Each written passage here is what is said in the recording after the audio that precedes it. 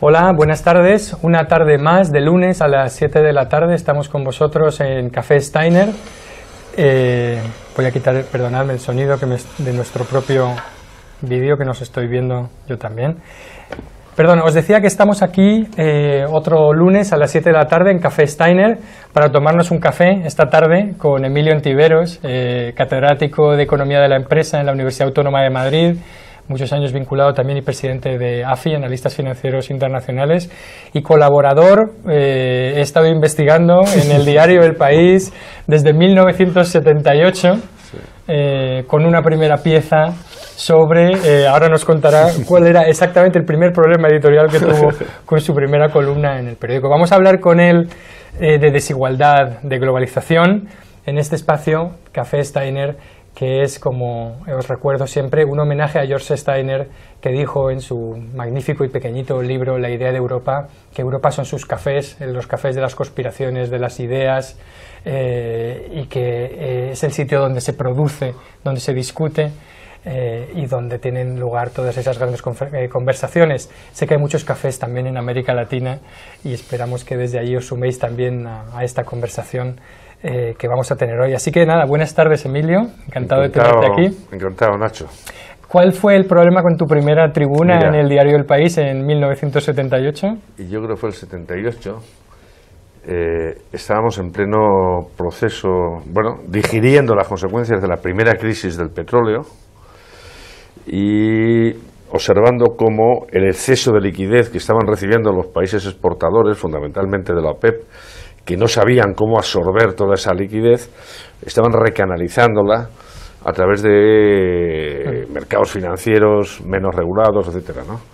Era un fenómeno que en cierta medida ponía de manifiesto la capacidad de reacción que tuvo el sistema, ¿no? Porque se produjeron unas asimetrías tremendas entre los que importábamos crudo y los que lo exportábamos. Se quedaron secos de liquidez, pero hay un mecanismo de recanalización que se conocía como el reciclaje de los petrodólares, porque eran dólares que pasaban lógicamente por los países árabes. Y el editor de entonces, el responsable de economía, tituló La reconversión de los petrodólares. Yo lo recuerdo muy bien porque era el primer artículo en el periódico más importante, más emblemático de España, y porque además me costó Dios y ayuda hacer ese artículo. Con todo era un artículo excesivamente tecnicorro, etcétera, etcétera, ¿no? Pero sí, desde entonces, ¿no? No habías nacido. Bueno, yo llevaba, sí, de 78, llevaba yo 10 años dando guerra ya por ahí.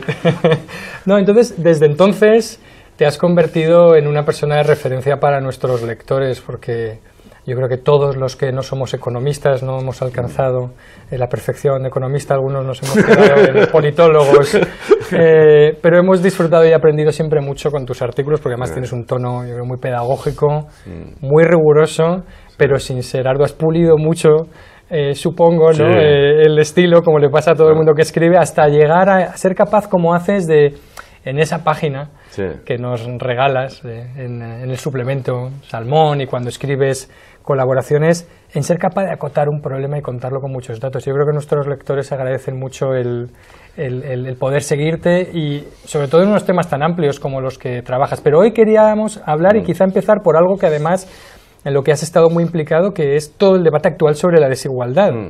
Eres el prologuista del libro de Piketty en España, y que podemos empezar por ahí, ¿no? De por qué ahora, cuándo ha vuelto la desigualdad, de qué manera, qué hemos aprendido que no supiéramos. ¿Es la desigualdad lo que de verdad está corroyendo las democracias? Hablamos de populismos, de crisis de la democracia representativa. Para ti, ¿es la desigualdad el problema y lo que corroe, lo que está corroyendo nuestras sociedades? No solo, ¿no? Y eso tú, Nacho, lo conoces muy bien, no solo. Pero es verdad, ¿no?, que lo que sí se pone de manifiesto, fíjate, al inicio de la crisis, ¿no?, ya en 2005-2006, hay un primer aviso que da precisamente la OCDE, ¿no?, aunque los trabajos de Atkinson, de Piketty, de muchos otros autores, pues vienen de lejos. Realmente, cuando empieza a ser una inquietud en términos de estabilidad política y sobre todo de estabilidad económica, es cuando la OCDE actualiza todas sus bases de datos y advierte de un vínculo potencial entre aumento de la desigualdad y estabilidad del crecimiento, estabilidad del crecimiento económico. El otro aldabonazo es el trabajo de Ryan, de este profesor de Chicago que fue gobernador del Banco de India, que fue Chief Economist en el Fondo Monetario Internacional, y que efectivamente explica el exceso de endeudamiento de las familias americanas, génesis en última instancia de la crisis, como consecuencia de un aumento en la desigualdad de la renta. No tanto en la desigualdad factorial, no tanto en la distribución entre las rentas del capital y las rentas del trabajo, sino dentro de la distribución de las rentas del trabajo. Luego ya la crisis termina por acentuar esa inquietud, en la medida en que la crisis lo que hace también es distribuir de forma manifiestamente desigual los costes de la misma, ¿no? Hay autores, no solo politólogos, incluso economistas, que es verdad que establecen un vínculo funcional, ¿no?, entre esa desigualdad y la desafección al sistema económico, ¿no?, en general, en Europa incluso, la propia construcción europea, etcétera, etcétera. Probablemente no es el único elemento, ¿no?, pero sí es verdad, ¿no?, que ahora, ¿no?, 9 años después de la crisis, sobre todo en Europa, la percepción de esa desigual asunción de resultados, muy plasmada, lógicamente, en cualquier indicador, desde luego en los Ginis que se manejan en toda Europa, sí está contribuyendo a ese malestar casi permanente que existe. Vale. Y hay un argumento que dice: esta desigualdad que conocemos ahora tiene un elemento coyuntural, porque la crisis de 2008 la ha acentuado, la ha agravado, los costes se han repartido muy inequitativamente, entre clases sociales, entre países también. Pero hay otro argumento que dice, bueno, pero esta crisis de desigualdad es estructural, ¿no? Viene de comienzos casi de los 80, con la liberalización de movimientos de capital. Y recordábamos esta frase de Vargas Llosa en Conversaciones en la Catedral, cuando decíamos lo de ¿cuándo se jodió el Perú? Y todo eso da lugar siempre a una discusión enorme, ¿no? Hay un momento en el que podemos decir que la globalización, que había sido casi, ¿no?, con muchas comillas, una globalización feliz desde el año 45, ¿no?, en términos de inclusión y de apertura y de generación de igualdad. Hay un momento a partir de los 80, con las políticas de liberalización de mercados de capitales, cuando se rompe ahí algo definitivamente, o qué es lo que ocurre ahí, ¿cuándo se retrotrae este origen de la desigualdad? Sí. Es verdad que lo que tiene lugar en particular a partir de finales de los 80, coincidiendo con toda la liberalización de movimientos de capital que tiene lugar a mediados de los 80, primero en la OCDE y luego, digamos, recetada por el consenso de Washington, la propia gestión de la deuda, de la crisis de la deuda externa en América Latina, sí se acentúa esa desigualdad en el seno de los países, pero al mismo tiempo se reduce la desigualdad entre los países, ¿no? Y esto es interesante, ¿no?, porque es a partir de esa época cuando tiene lugar lo que yo a mis alumnos les digo que son los encuentros en la tercera fase.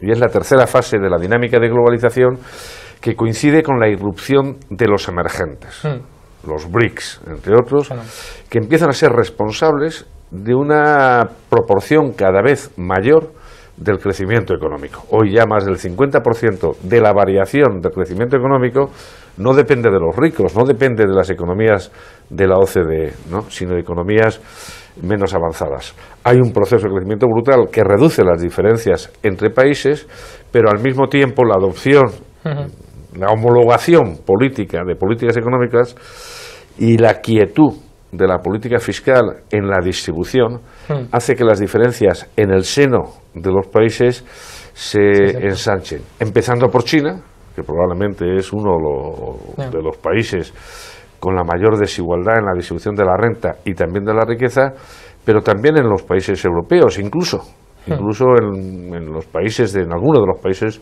del norte de Europa. Y es que el sistema fiscal se queda quieto y al mismo tiempo empieza a influir de forma más clara las habilidades desiguales o la remuneración que hace el mercado a determinados sectores, por ejemplo, al sector financiero, que ve cómo aumentan las rentas del trabajo, hasta niveles incluso por encima de las propias rentas del capital, ¿no? Entonces hay ahí quizá, ¿no?, además en esa época de los 80, cuando con Thatcher, con Reagan, Sí. una serie de movimientos liberalizadores que parece que a largo plazo introducen esa desigualdad dentro de las sociedades más avanzadas, pero coincide con, como decías, el auge del emergentes, ¿no? Deng Xiaoping y las reformas en China empiezan justo en ese momento y se pueden beneficiar, ¿no?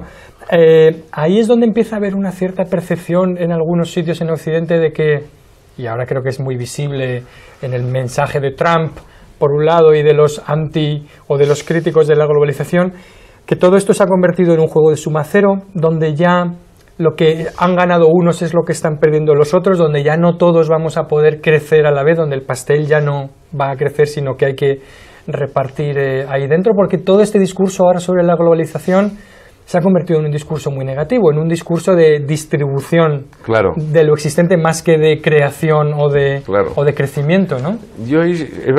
Es verdad que esto empieza a ser una retórica dominante, pero yo creo que se parte de un error, ¿no? Yo creo que la propia globalización, entendiendo por globalización, facilitar la integración, facilitar la movilidad de factores, de mercancías, de servicios, de capitales y de personas, es inequívocamente bueno para el crecimiento global, ¿no?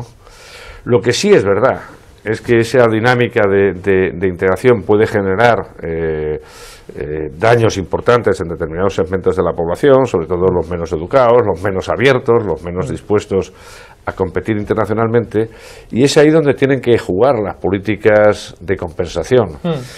Y en el discurso que efectivamente tú señalabas, que es cierto, esas políticas, digamos, liberales o neoliberales, según algunos, tienen un rasgo fundamental, y es la inhibición de cualquier mecanismo de distribución. Es el adelgazamiento de los sectores públicos. Y yo creo que ahí es donde se han confundido, ¿no?, consecuencias de la propia globalización con la inacción, cuando no, el comportamiento de reunión de las políticas económicas, ¿no? No, yo creo que la globalización, en el sentido de apertura, es sinónimo de igualdad de oportunidades, de nivelación de ese territorio, de ese terreno de juego. Lo que ocurre es que efectivamente cuando una economía está abierta, cuando una economía está expuesta a la penetración de importaciones que pueden desplazar sectores domésticos, ahí tienen que jugar las políticas económicas, tienen que jugar anticipando lo que puede ser desplazamientos competitivos de algunas empresas, de algunos sectores, tiene que jugar redistribuyendo, tiene que jugar fortaleciendo habilidades, educación orientada, etcétera. Pero estigmatizar, como se trata ahora, en el caso de Estados Unidos, de la nueva administración, incluso de algún país europeo, estigmatizar la dinámica de integración global, yo creo que es un error y que nos podría conducir, ¿no?, a una suerte de introspección económica, comercial, financiera, en el que los costes serían superiores claramente a los beneficios. De hecho, hemos hablado alguna vez, España es un país que, por una serie de condiciones, se ha llevado particularmente bien con la globalización en los últimos 40, 50 años, incluso desde el plan de estabilización. España es realmente, quizá la inexistencia de movimientos fuertes antiglobalización o proteccionistas en España tiene que ver porque España ha sido un beneficiario excepcional de políticas de apertura, y por eso aquí encaja peor o entendemos peor este discurso contra la globalización. Totalmente, Nacho. Bueno, has citado los episodios, ¿no? Desde que dejaron en plena dictadura al gobierno de entonces entrar en las organizaciones multilaterales, nos costó un tiempo, ¿no? Prácticamente, como tú señalabas, hasta el 59, hasta el plan de estabilización, decisiones de apertura han sido bendiciones económicas, ¿no? Es verdad que en algunos casos esas han venido forzadas por flujos migratorios hacia los países de Europa, pero cuando uno revisa la historia reciente, a pesar de una gestión de la crisis cuestionable, etcétera, no podemos sino concluir que tras cualquier decisión de apertura ha habido un aumento en el crecimiento y también un aumento favorable en la distribución de los resultados de ese crecimiento. La entrada en Europa es el paradigma, ¿no?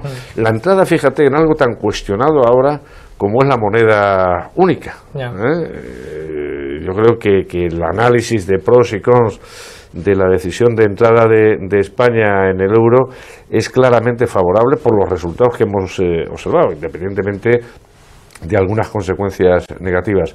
Que eso ayude, como tú sugieres, a explicar que en España, digamos, no hay reivindicaciones introspectivas, probablemente, ¿no? Probablemente. También la memoria de que este país ha sido un país netamente exportador de factor trabajo, ¿no?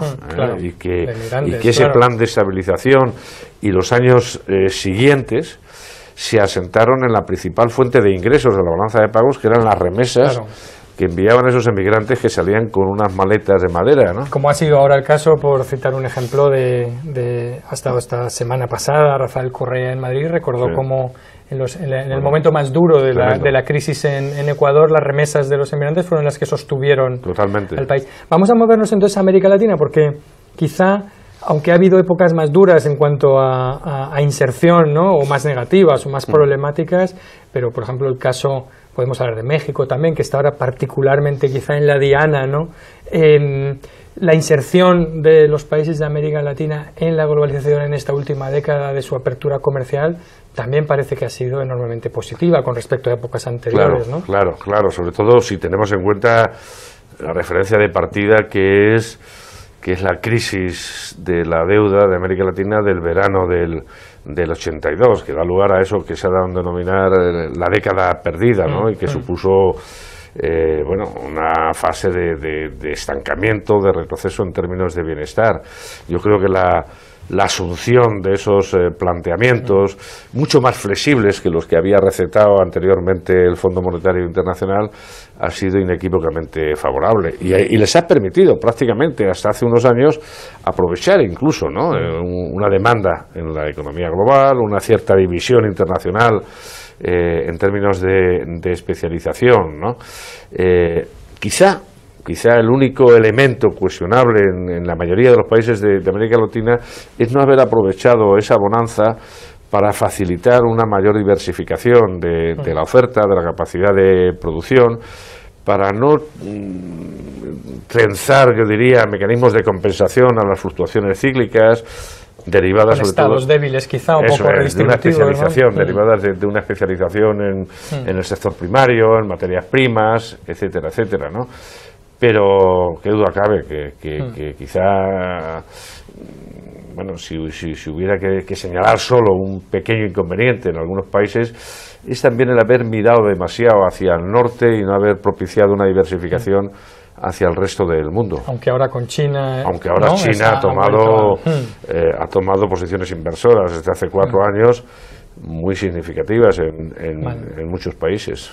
Y entonces, siguiendo con la cuestión de México, ¿cómo le explicamos a Trump lo que no entiende sobre la relación entre Estados Unidos y México y NAFTA y lo que quiere hacer? ¿Qué parte no entiende o por qué, en qué sentido puede ser enormemente perjudicial lo que intenta hacer o lo que dice que quiere hacer? Fíjate, Nacho, yo creo que en la actitud que está tomando el nuevo presidente en Estados Unidos hay varias dimensiones, digamos, de perjuicio. Hay una pedagógica, ¿no? Yo es que el país que abanderó en Bretton Woods y de forma continuada estos 70 años una retórica, una pedagogía, ¿no?, de la apertura, de la liberalización de intercambios, etcétera, es el que puede generar una inflexión en esa dinámica de integración, de globalización.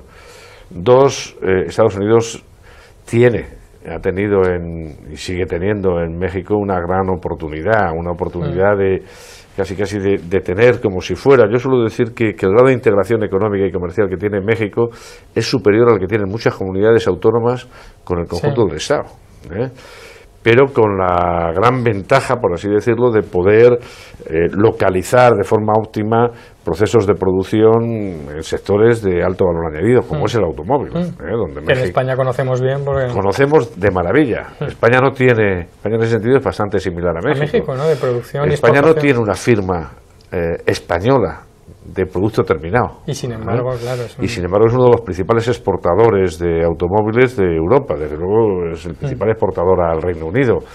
y tiene una industria auxiliar líder en todo el mundo.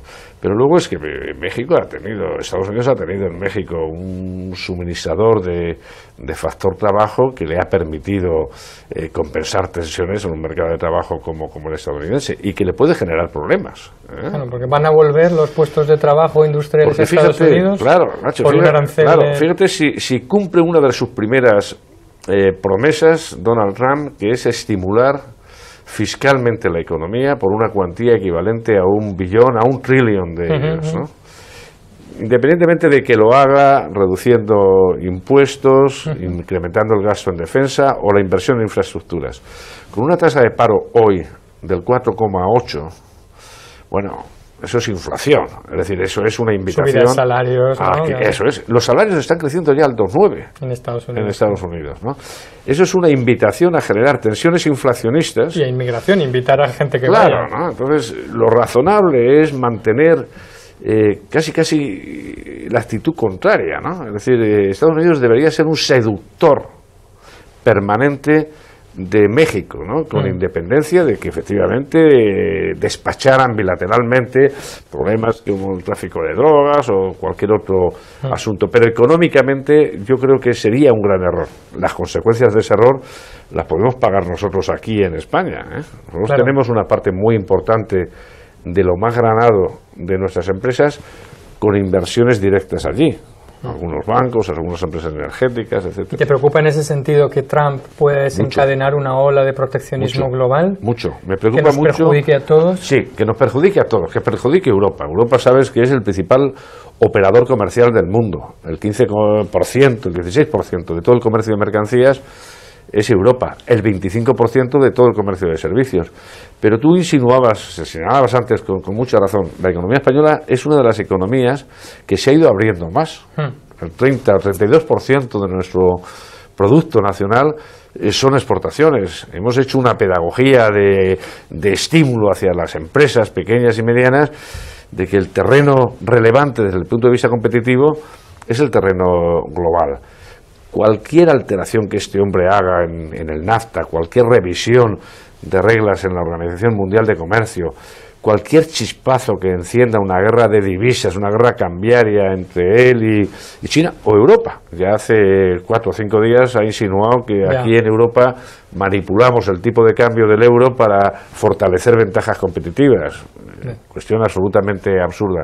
No, yo creo que la trascendencia sería mucho mayor que aquellas decisiones proteccionistas que inició Herbert Hoover en los años 30 y que terminaron como todos sabemos. Claro, porque hasta ahora habíamos dicho que esta crisis no era como la Gran Depresión, porque no había habido una ruptura proteccionista, no una salida. Había habido crisis, pero no consecuencia proteccionista. Nos dice Serafín Jiménez, que nos está viendo, dice: a Estados Unidos lo invadió el populismo que tanto sufrimos en Sudamérica, populismo que básicamente se apoya en el medio de su clase media, y ese mismo miedo es el que alimenta los aspectos nacionalistas del pensamiento social y por lo tanto es peligroso.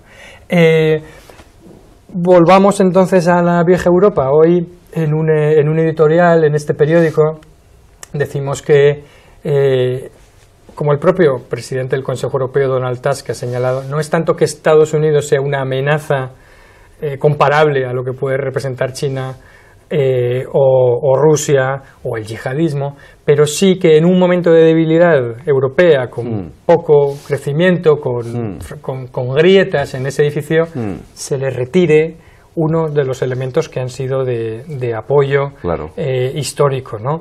Pero ¿qué es lo que ha hecho mal, digamos, o dónde está la vieja Europa para estar en una situación de vulnerabilidad tan extrema, de manera que, como se dice coloquialmente a veces, ¿no? Perro flaco, todos son pulgas, ¿no? Y esta sea la última pulga que a un paciente debilitado, porque la crisis empezó en el 2008 en Estados Unidos y están con un 4,8 de empleo, como señalabas. Europa absorbió el shock de la crisis, casi se rompe en él y seguimos en el barro, ¿no? Como se dice en inglés todavía, braceando en el barro o chapoteando en el barro. Claro, ese es el gran contraste, Nacho, ¿no? Esta es una crisis, como decíamos antes los menos jóvenes, como se anunciaba una marca de cigarrillos. Esta es una crisis genuinamente americana. nace allí, etcétera, etcétera. Es verdad que por mor de la globalización, y ese quizá es uno de los elementos a tomar en consideración dentro de los cons de la dinámica de integración, a las 4 semanas ya está aquí instalada en los mercados mayoristas, en los mercados interbancarios básicamente, ¿no?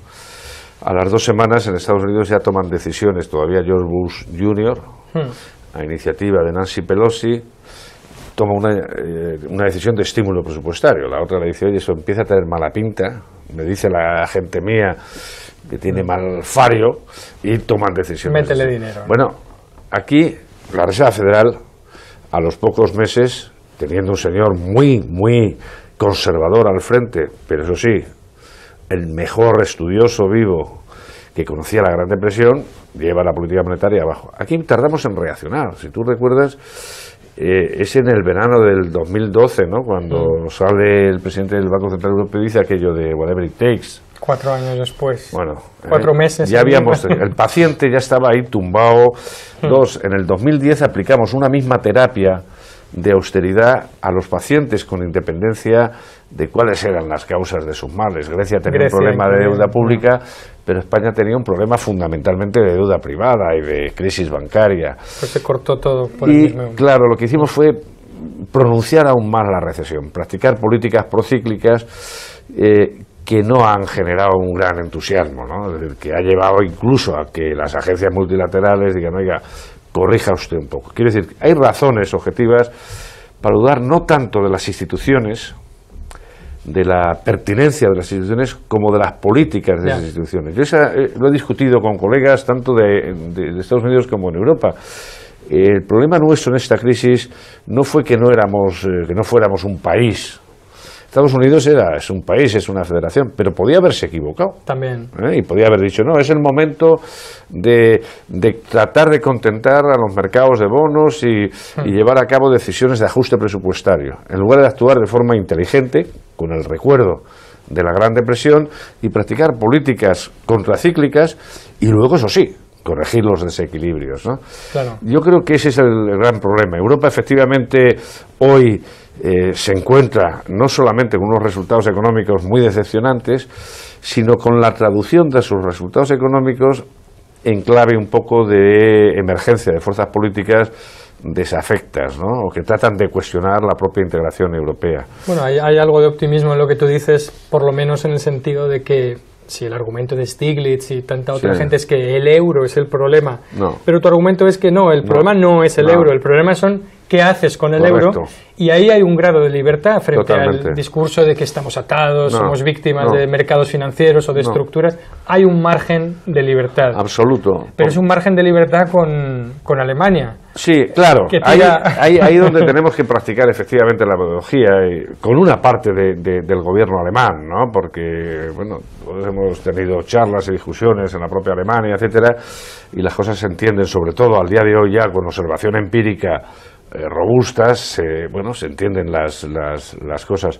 No, yo estoy claramente en desacuerdo, ¿no? Creo que, Schäuble ha vuelto a quejarse de que aquí es todo demasiado laxo, y demasiado fácil y demasiado barato. No, yo creo que ahí Alemania se equivocó y en lo que sí pueden llevar razón algunos colegas estadounidenses es en esa especie de rigidez política por parte de Alemania y la falta de argumentos y de capacidad política del resto de los gobiernos para decir, oye, mira, claro que todos estamos convencidos de que la estabilidad presupuestaria, el rigor es necesario, pero distribuyamos en el tiempo y en función del ciclo económico esas actuaciones, porque ni siquiera los mercados financieros, ¿no? Ahí Paul de Groot, un antiguo diputado belga, hoy profesor liberal, hoy profesor en la London School of Economics, demuestra cómo los mercados financieros, los mercados de bonos, no solo no se creyeron la austeridad inicial, sino que temieron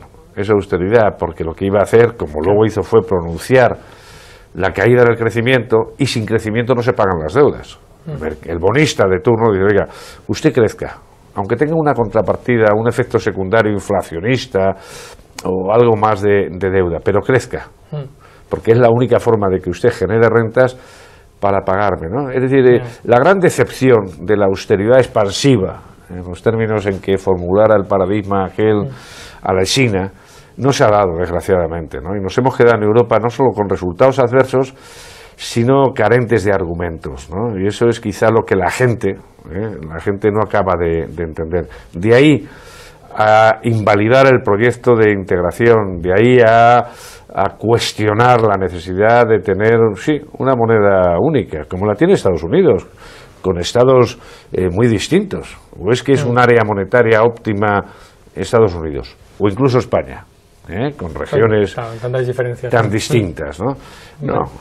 Muy bien. Bueno, pues no sabes cuánto te agradezco que en un espacio llamado Café Steiner, en homenaje a Europa, incluso acabes con una nota optimista sobre Europa y sobre lo que la vieja Europa, aparte de equivocarse tantas veces, si por fin acierta, aunque sea estadísticamente, tengamos una cierta oportunidad, pero van a ser tiempos más que importantes para que Europa pueda armarse.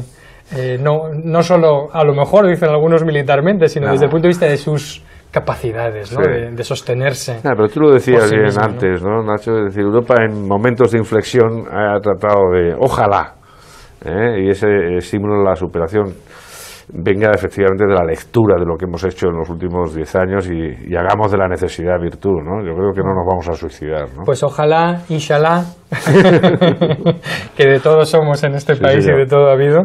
Y por lo tanto, nada, quería darte las gracias por estar con nosotros hoy. A todos vosotros también, por vuestros comentarios también que veo aquí. Colgaremos también el vídeo junto con algunas piezas de las que ha escrito recientemente Emilio en la página web de la sección de opinión.